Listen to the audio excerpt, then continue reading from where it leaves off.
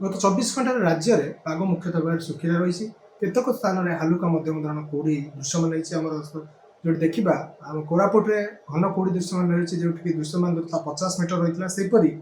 फुलबाणी में 100 मीटर दृश्यमान दूरता रही है और राउरकेला 50 मीटर दृश्यमान दूरता रही है। यह सब अंचल घन कुड़ी दृश्यमान रही सहित केन्दुझर और आम जोटा रोज टिटिलागढ़ में ये आमर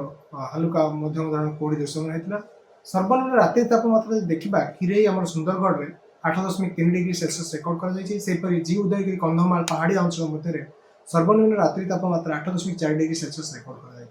कोरापुटे आम 9.5 डिग्री फुलबाणी में 8.5 डिग्री सहित देखा राणीताल भद्रक में 9.6 डिग्री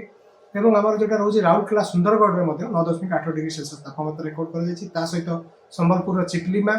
और अनुगुल केन्दुझर सुंदरगढ़ दारिंगबाड़ी ये सब अंचल तापमात्रा 10 डिग्री सेल्सियस रेकर्ड कर झारसुगुड़ा में 10.2 डिग्री तापमात्रा राति तापमात्रा रेकर्ड कर बर्तमान जेहेतु निर्दिष्ट कौन पाणीपागर प्रभाव ना